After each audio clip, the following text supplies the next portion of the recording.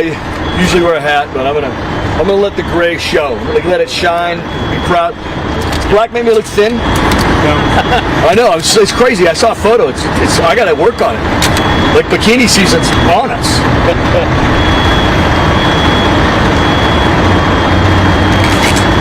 gonna have to stand here because I don't have a fancy mic. You want to try to drop it? No, it's okay. All right. So, are we good? Check 1 2. Check 1 2. Everybody on? Everybody on? All right. In case you didn't know, I'm Rick Graves. I'm the Public Information Officer for Portland Fire and Rescue. RICKGRAVES. I actually did see in Detroit radio, I was Rick Rainey. I don't know, it was like a DJ of some sort. So we're back here at the scene of the fire that we had yesterday here at 1410 Southwest Taylor, the May Apartments. As we all know, it went to a fourth alarm. We were able to mitigate the situation fairly successfully, getting all residents out. And we operated a fire watch operation all night long, running a couple master streams. We're now pulling that away as the last hot spot that was emanating smoke earlier today has been hit by water, cooled, and it appears we've got the fire completely extinguished. This morning, the city engineer entered the structure, or evaluated the structure, I should say, and it has been red tagged. That means there will be no civilian entry as we move forward. The two buildings to the south of us that we were able to save, Portland Fire and Rescue has escorted individuals into their apartments to gather personal belongings one at a time today. We've had them in there for a maximum of 5 minutes because this building is of imminent concern to collapse. This is an unreinforced masonry building that was effectively being held together by the floors. These floors are now extremely damaged and affected by both fire, flame, and water. So there's a heavy concern, or a significant concern, we could lose this building at any time. In fact, when we're just flowing water gently on one side of the building, we make sure everybody on the other side of the building is away. It's that perilous. If you walk around and look at the 14th side, you can see the walls bulging pretty significantly.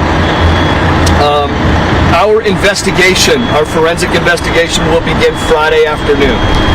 We are going to be utilizing the assistance of a mutual aid partner, Scappoose Fire. One of their chiefs is a licensed drone operator and is able to fly in the city of Portland. He actually flew for us yesterday.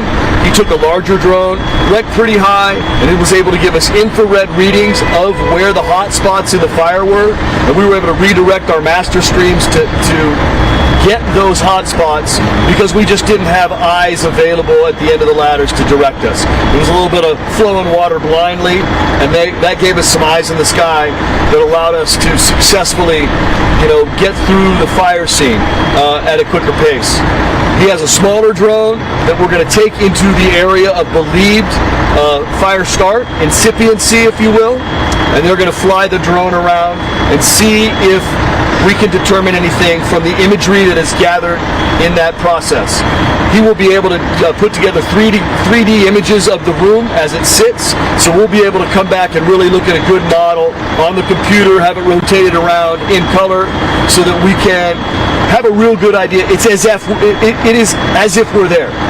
Now, if it is determined we need to make entry and move things around, the city engineer is not happy, but he has permitted one person from Portland Fire's Fire Investigation Unit to enter the structure through a window to gain access to where we believe the area of origin is.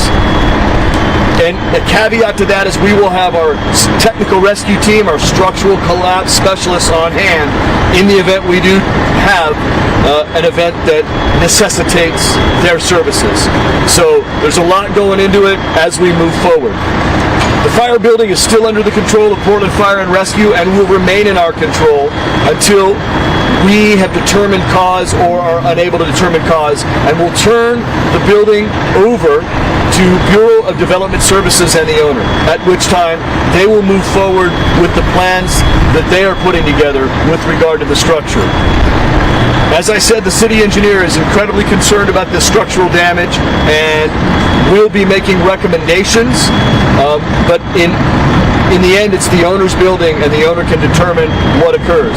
If it is determined that it is a threat to the safety of the community and the citizens, there will be encouraging processes to go through to have the building taken down. But again, that is out of my jurisdiction or domain, and that will ultimately lie in a conversation with the building owner and Bureau of Development Services. Right now, I believe we're acquiring fencing to maintain a higher level of security. As you can see, we have fairly soft entry, and people can enter if they so choose. And because of the damage that could occur as a result of a structural collapse, I believe that there will be fencing ordered and to further secure the area. The footprint that we have here now is probably what it will remain until at least Saturday. We will have this street blocked off, Taylor at 15th, between 15th and 13th. We will have 14th blocked off between Salmon and, well, I guess it's just going to be here at Taylor, but there's no access. So effectively, between Taylor and whatever is to the north of us, which I don't know, will also be inaccessible for vehicular traffic, but you will be able to walk and visit the store here on the corner if that's something that you need to do. PG&E cut power right here where we're standing. They rerouted power across the street, so Tercey's, the soccer store, is now with electricity. The only area that's without electricity is this particular block, our fire building, the two saved buildings to the south, and then downstream traffic of all the Peabot lights. They are currently affected by this interruption of power service. So, few little bits of information about the fire. Our firefighter that went to the hospital with a cardiac condition was released in 5 hours. Is home. He is stable and he is cleared to return to work. So it was a matter of heavy exertion and elevated blood pressure that was able to be changed at the hospital and at his house. So we've got that going on. And the other firefighter that was injured with the piece of glass, as I said yesterday, he went right back to work. I used to work with that guy in the back of a fire engine, and he's an animal. So I never was worried about coming out of a structure when I went into a structure with that guy. So you want him on your fence, we have him in our fence. He's one of the people you really need in a situation like that. Any questions? Anything I can address? Channing? Why Friday? Why are you bringing in stuff this Friday and not tomorrow? I am unaware of the timeline and delay. I don't know why there's a delay there. How likely is it that you're going to have to put somebody in that building? You guys are already kind of talking about it. So what's it like? I think it's just making sure we've established a plan, so once we start, we're able to proceed rather than get to that spot. We've got these 3D images. Oh, shoot. Now we need to get in there. I mean, this is not the first rodeo for a fire investigations unit. They're well seasoned at establishing contingency plans, as we are as the Fire Bureau. I mean, we have 150 years of experience establishing contingency plans to make sure that if this doesn't work, we're going to do this, and then this, and then this. So that's just kind of the nature of how we operate. I don't know why there's a delay and why we're beginning Friday, but I'm certain that putting a plan in place to put someone in the structure is just, what if this doesn't work? What do we need to do? Have any of that fire costs been ruled out? And what are you No fire cost has been ruled out. Simply, we haven't had a chance to go in and investigate. Everything is on the table with our investigations unit when they begin investigating a fire.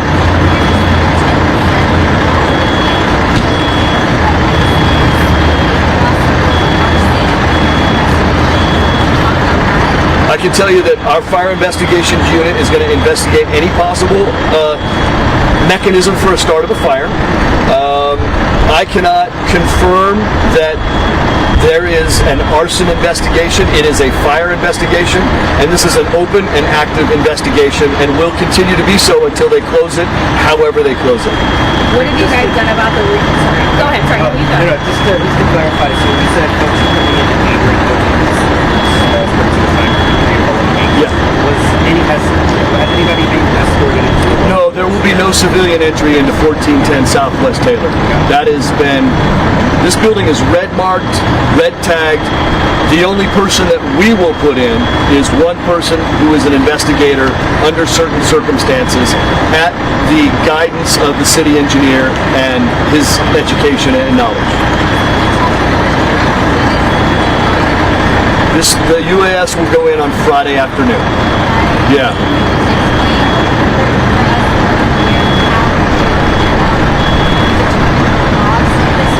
So what the drone will do, the UAS, and I believe, as I think back, I think I know why it's a Friday start, and I'll get to that in a second.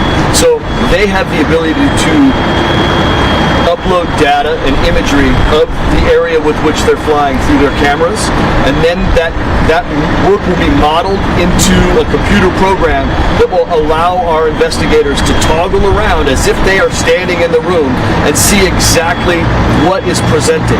And they do a tremendous amount of their information through visual searches. They'll be able to look at a wall and see smoke patterns and be able to tell you that is the location of the fire because of the pattern of smoke and condition of that wall. I know that based on my history.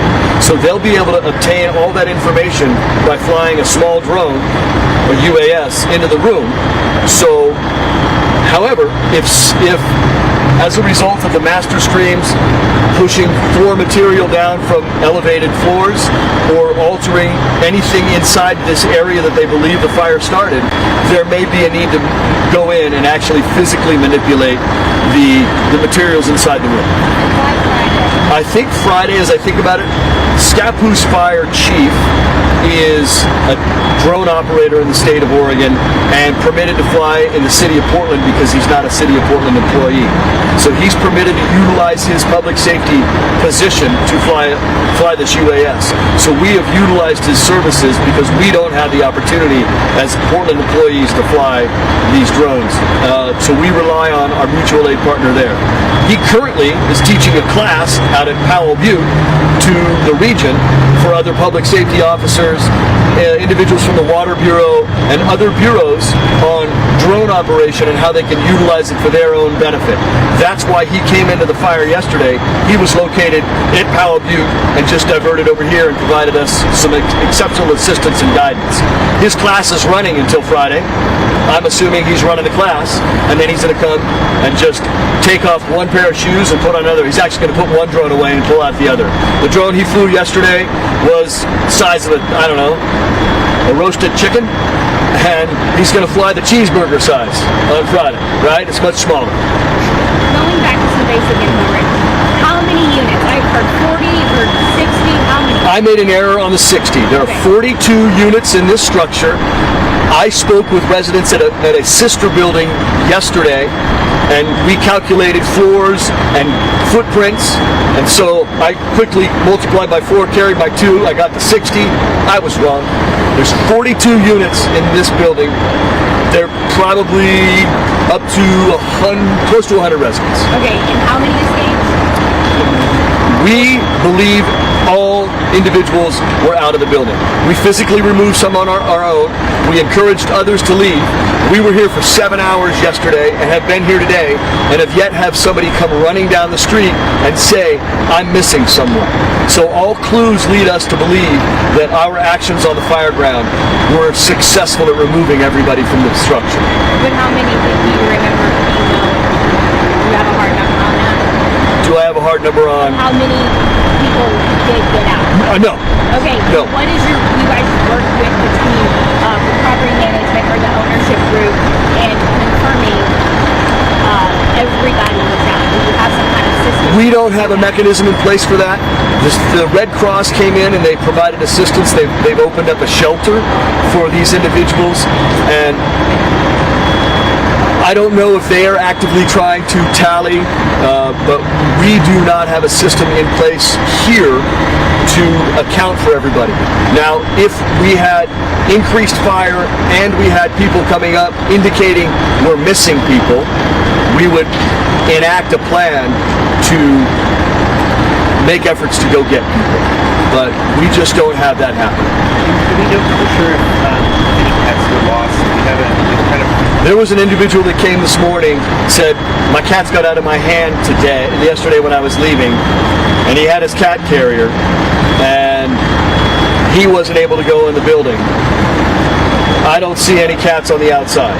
So I'm assuming, unfortunately, we probably did lose some pets in this.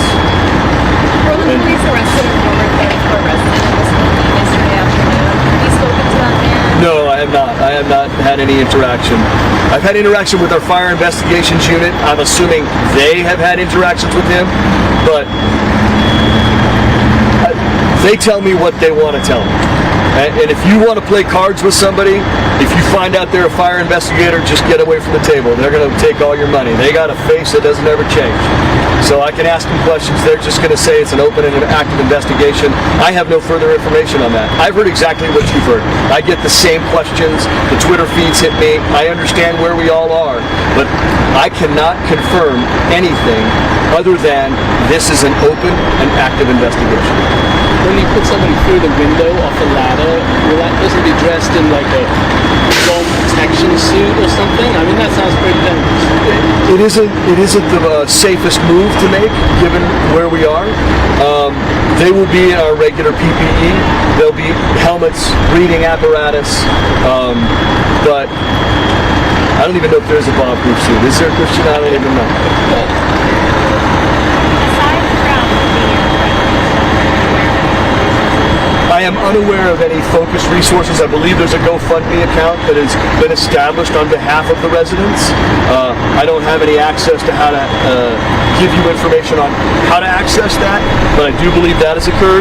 I know that there was a group that came out yesterday called Team Farmer, I believe, and within this organization they own pizza, they own Domino's pizza outlets. They brought 45 pizzas to the scene yesterday, so where the residents were having the ability to cool themselves off in a TriMet bus that TriMet brought and left at the scene, they provided some food. So, I mean, unfortunately we had this tragedy, but in the face of this tragedy, you see the community coming together and helping those people that are affected at such a significant level. So if there's something to look forward to on the bright side, is this is bringing Portland together, and we Portlanders are being Portlanders and reaching out and helping our fellow individuals. So we've got the Red Cross establishing the shelter. We've got people providing food. There's a GoFundMe account. I mean, people are doing what they possibly can.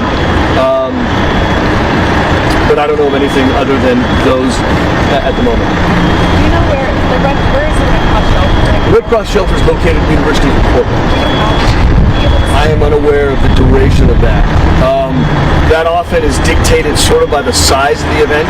So small structural fire tends to be a voucher of some sort that allows people to have a certain cash amount to stay in locations that they're able to figure out on their own. So if they're given a voucher for $100, find a $10 room, they got 10 nights. In this case, because of the volume of individuals that are potentially displaced, the Red Cross works with local city government and agencies to acquire locations to house the individuals. This happens to be at the University of Portland at present. The only other thing I have, the owner was on site earlier. What have you guys learned from him?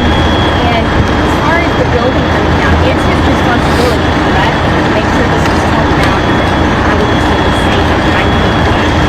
Yeah, there are timelines put in place. Those timelines have nothing to do with Portland Fire. We address the fire side of this. That is the interaction between Bureau of Development Services and the owner themselves. There will be an engineering report that is required by the owner must have an engineer evaluate the structure to then be able to move forward with what plans there may be. There is always the assumption on the part of the Bureau of Development Services that any owner is going to want to rebuild. So that's the go-to initially. They feel like that's what I guess that's their contingency plan. We're going to go with rebuild first, tear down next.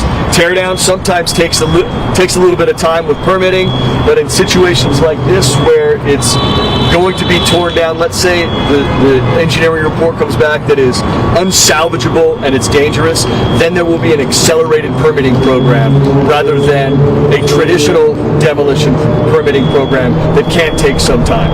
It's obvious we have a footprint that we're not using at all. We're not letting traffic go by. that will have an effect on people. It has an effect on the local businesses. It has an effect on the traffic. It has an effect on how long it takes people to get to where they want to go, which in this heat also leads people to be grumpy, right? So we all know that there's a timeline that is essential for successful security of our community and this particular site as far as the safety is concerned. So as I said, if it's deemed to be unsafe, there will be an accelerated process. But again, that lies in Bureau of Development Services, and further specifics, you can reach out to them. Their PIO is a wizard. He is a true pro. Thanks, Rick. Yeah. Thanks. All right. Thanks. As I get information, I'll continue to forward it out, in particular with investigative knowledge. Sound good? Yeah. I appreciate you guys. Thanks so much. Thank you.